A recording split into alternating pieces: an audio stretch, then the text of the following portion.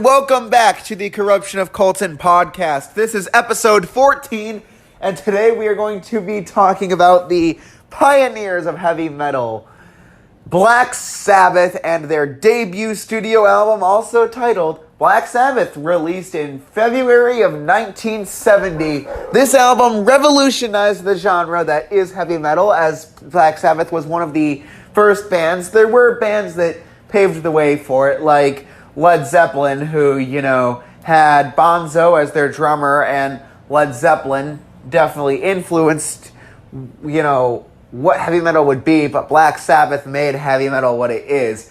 Led Zeppelin was the inspiration for Black Sabbath.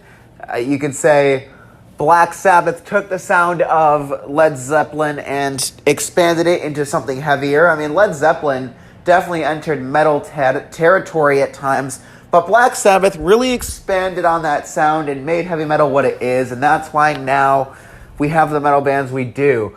And along with Black Sabbath, there are some other bands that really paved the way for what metal is today. There were a lot of 70s bands that did that. You had Black Sabbath, Judas Priest helped a bit, Van Halen, Eddie Van Halen as a guitarist inspired several guitarists later down the line. So Van Halen is very important to rock and metal's makeup. So there were a lot of 70s bands that were very important for the creation of metal.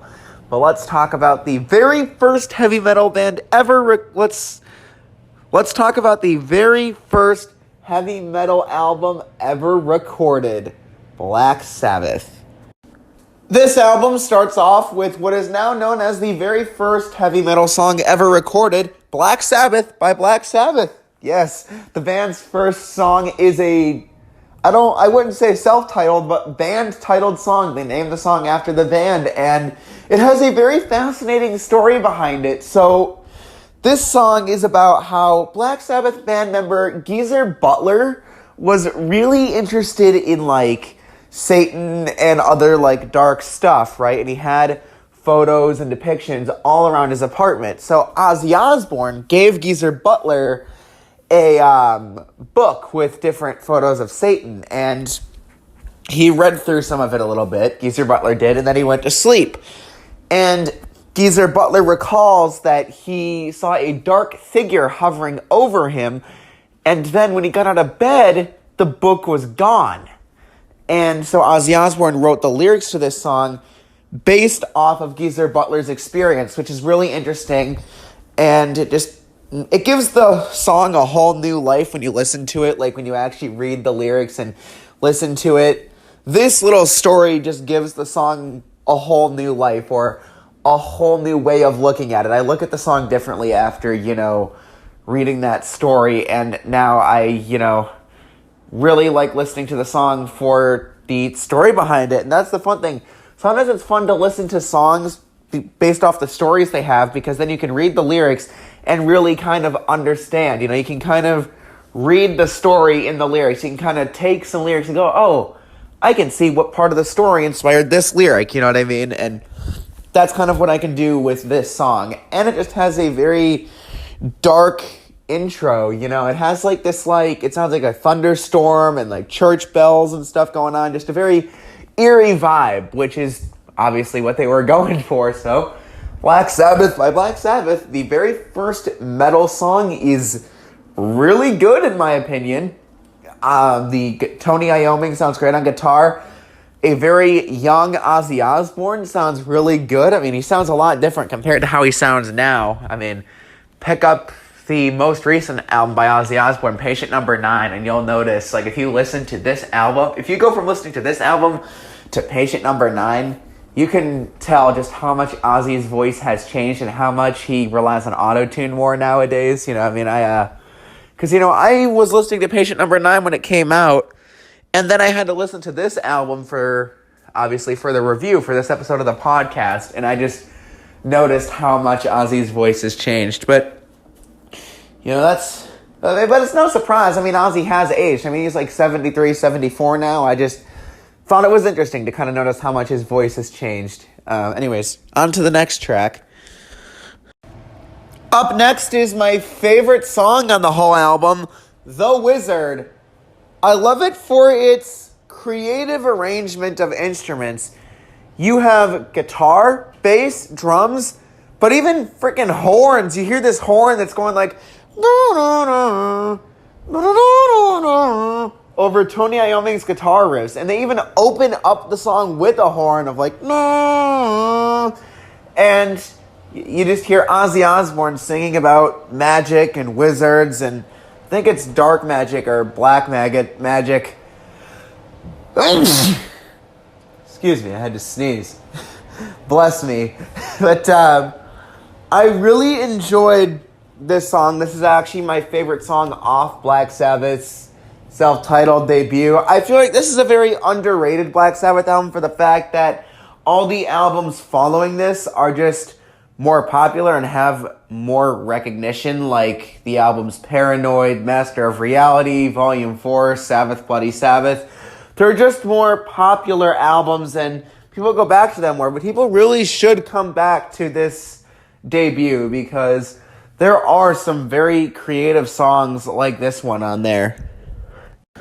So this next song is actually broken up into little sections, like it's called The Wasps / The Wall of Sleep. So I'm actually going to review this next song by sections. So I'm going to break it up into separate reviews. So this first, we're going to count it as like separate songs. So this song is called The Wasps, and it's alright. I like Tony Iommi's guitar riffs, and I like the drum beat at the end where it's like like as the song is ending. And Ozzy's vocals are cool, but it's mixed in this point where like sometimes it sounds like the instruments are louder than Ozzy's voice, and you can't really kind of focus on what Ozzy's saying at times, and then sometimes you can hear him a little clearer.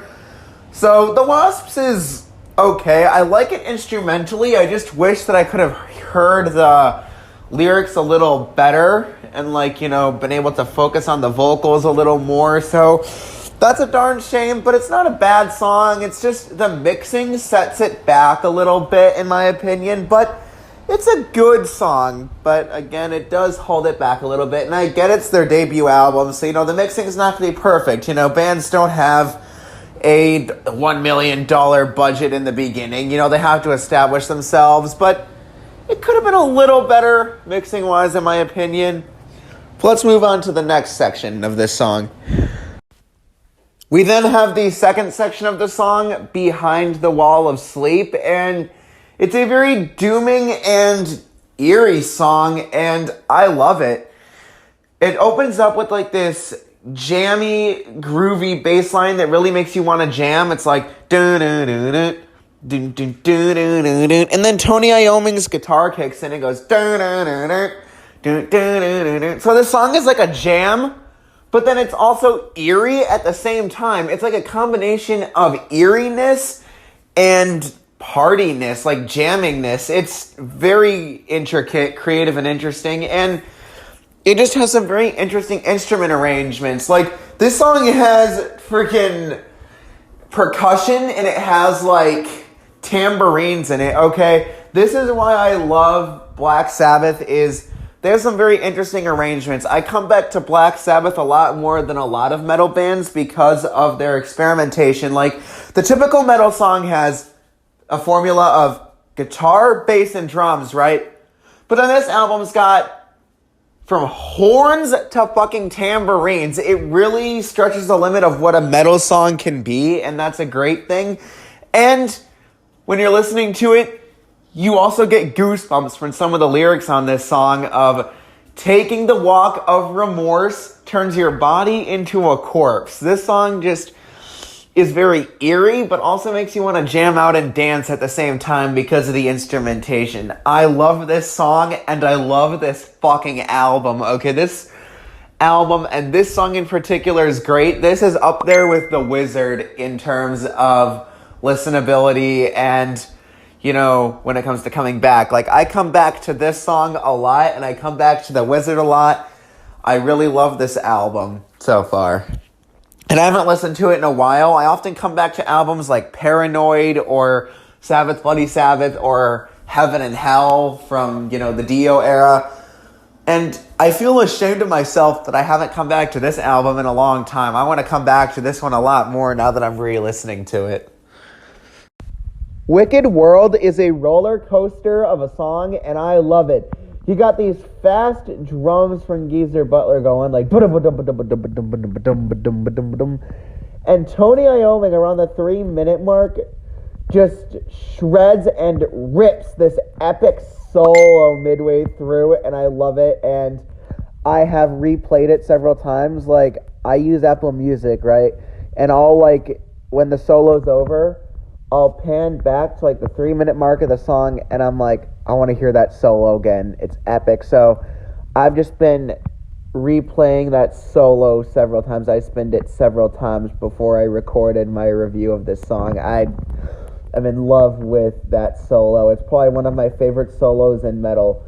Not my number one favorite. There are definitely some guitarists, in my opinion anyway, that have ripped better solos, but this one's up there. This is probably my favorite Black Sabbath solo, though. I love it. And someone's probably going to go, there's a better Black Sabbath solo. If there is, name the song, but also bite me, because this one's better. But we can have a debate about it if you'd like, but I'm still going to be adamant that this is the best solo. Anyway, I love this song. It's fun. It's epic to listen to. Ozzy even delivers a great line in here where he's like, he doesn't even know who is his father. And, it sounds like, a typical metal lyric, but it's the way Ozzy delivers the line. He just delivers the lyric with, like, so much passion in his voice that it just haunts you, right? Like, if anybody knows what I mean by that, you get it. Okay, but this is a great song. But let's move on to the final song of the album, which is a 14-minute masterpiece. So let's move on to that. This album closer, A Bit of Finger, A Sleeping Village, etc., is the album closer. And it's a 14-minute metal roller coaster, but I love it. There's a lot going on. This song kind of reminds me of the fact that a lot of people these days have short attention spans, and that's why a lot of songs these days are like 2 minutes, 3 minutes, 4 minutes at most, because people are so used to just 30-second clips of songs on TikTok, and people don't actually sit down and pay attention to the listening experience that an album has to offer, like this album does. Back in the 70s and 80s, metal songs could be 9 minutes, 10 minutes, and in this case, 14 minutes, because people were paying attention to music and listening to it in its entirety. Like, there was like a Rush song. I remember a song by Rush where, like, the whole album was just one 20-minute song. I think UFO did albums like that too. There were bands doing these huge opera-like songs. Queen's Bohemian Rhapsody is a clear example of songs that were like 9-10 minutes long and were just very creative, intricate songs with intricate arrangements. And, people don't do that in music anymore. This album is full of, like, long, intricate songs with, horns, tambourines, percussion, guitar, heavy guitar riffs that just shred in your ears, jamming bass lines that just go boom, boom, boom, boom, boom, boom, and just make you want to jam and turn it up really loud. You got drums that go boom, boom, boom, boom, boom, boom, boom, boom, and just make you want to learn how to play it with your own hands. And you don't have albums like that anymore, but this album is a clear example of why music used to be so good. This album is a metal building block and shows what metal can be, because it's not just the straightforward rock, bass, drums metal song. There's a lot of intricacy going on, and this whole album is a heavy metal building block along with their albums Paranoid and their very dooming Master of Reality album. And this is one of the best metal albums of all time. It's an underlooked Black Sabbath album. People usually go to albums like Paranoid, Master of Reality, Sabbath, Bloody Sabbath. But if you're a true metal fan, listen to this debut. And if you're a casual metal fan that is new to metal and is just getting into it, if you want to see just what metal can be, listen to this album. It will really build your music taste. If you want to see where metal started, where metal began, where metal came from, listen to this album, Black Sabbath by Black Sabbath. It's their self-titled debut. Amazing fucking album. I love this album from start to finish. Yeah, there are some points where the mixing sounds a little off and instruments are a little loud or the vocals are louder than the instruments, but don't let it deter from your experience of the album because it is an amazing metal album. Ozzy Osbourne is one of the best and most confident metal musicians around. He's one of the purest. Ozzy will tell you exactly what he's thinking even to this day. A lot of people shit on Ozzy because he's in his 70s and he can't sing the same way, but no shit. He's 73, 74. You think he's going to sound how he did when he was in Black Sabbath? No! That doesn't mean the man should retire. He loves making music. People like me love listening to him. I even love his new album, Patient Number 9. Did it take a little while to grow on me, considering all the auto-tune that was put into it? Yeah, a little bit. But then the album really grew on me. Patient Number 9 is a great album. And this debut is the beginning of a legend's career. Ozzy Osbourne is a legend, and this album is the beginning of his career and the beginning of heavy metal itself. Ozzy is the godfather. He is the father of heavy metal. Listen to this album and check out other metal bands. This album and Black Sabbath themselves is the reason that we got metal and even some legendary bands. Without Black Sabbath, we wouldn't see legendary bands like Metallica, Motorhead, Slayer, Pantera, some of the best heavy metal songs of modern times, okay?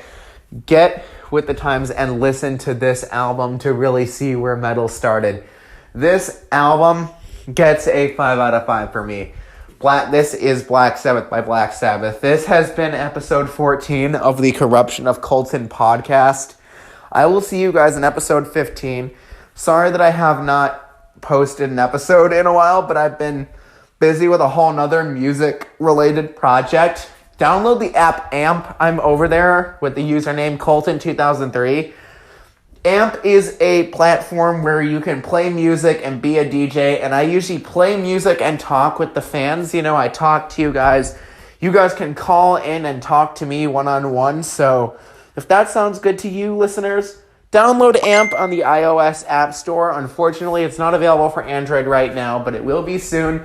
But if you're a listener with an iOS device, download AMP and join the AMP family and check out my show. I play all kinds of music. I do talk to the fans one-on-one. Go over there. And hopefully there'll be a new episode out soon. I'm going to try and pay more attention to this podcast and AMP. I'm going to try and multitask, all right? Thank you so much for listening to Corruption of Colton podcast. Thank you all.